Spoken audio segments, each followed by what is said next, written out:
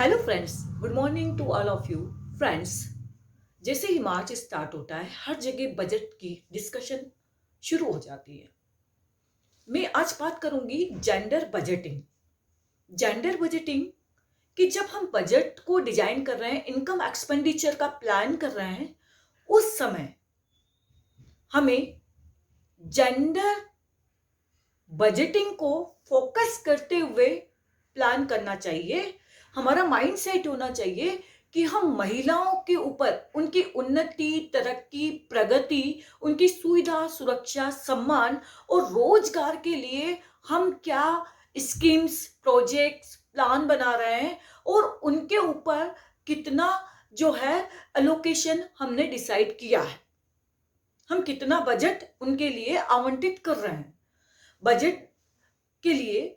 और अगर हम इन पॉलिसी के अंदर, जो हमारी इकोनॉमिक पॉलिसी है, अगर इसके अंदर हम महिलाओं के ऊपर होने वाले खर्च और उससे जो इफेक्ट समाज के अंदर आया, बेसिकली ये कॉन्सेप्ट हमारे इंडिया के अंदर 2005 में आया।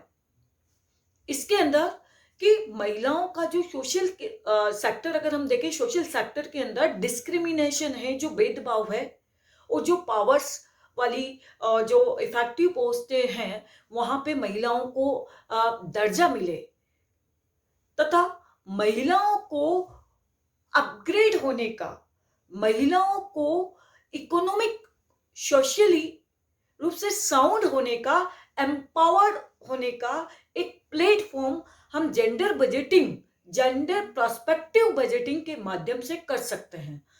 तो मैं एक रिक्वेस्ट करना चाहती हूँ कि कुछ स्कीम्स हैं जो 100% जो बजट एलोकेशन होता है वो महिलाओं के लिए होता है, ओनली फॉर वुमेन्स, उनके एम्पावरमेंट के लिए होता है, उनके उनके उनके सशक्तिकरण के लिए होता है।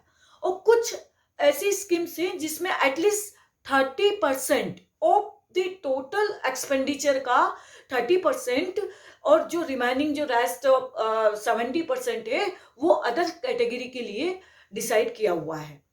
तो कुछ स्कीम्स, प्रोग्राम्स तो ऐसे हैं जो महिलाओं को डायरेक्टली बेनिफिटेड करते हैं, और कुछ प्रोग्राम्स हैं जिनमें हमने उसमें कुछ परसेंटेज रखा हुआ है।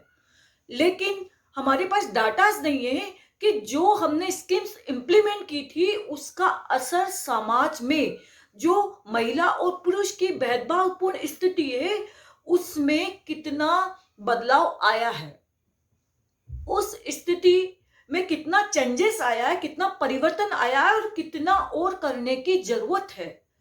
तो मैं सभी से रिक्वेस्ट करना चाहूंगी कि जेंडर बजटिंग एक महिला आधारित बजट नहीं, बल्कि एक समन्वित विकास की संरचना, और हम इकोनॉमिक के माध्यम से ही, हम इकोनॉमिक पॉलिसी के माध्यम से ही समाज में एक उत्थान की, एक बराबरी का दर्जा और एक खुशहाल समाज का निर्माण कर सकते हैं। हम इकोनॉमी, अर्थव्यवस्था में महिलाओं की भागीदारी को सुनिश्चित कर सकते हैं और इससे एक खुशहाल सामाजिक संरचना, एक खुशहाल समाज की रचना हो सकती है। इसलिए जेंडर प्रोस्पेक्टिव बजट को हमें ध्यान में रखना है।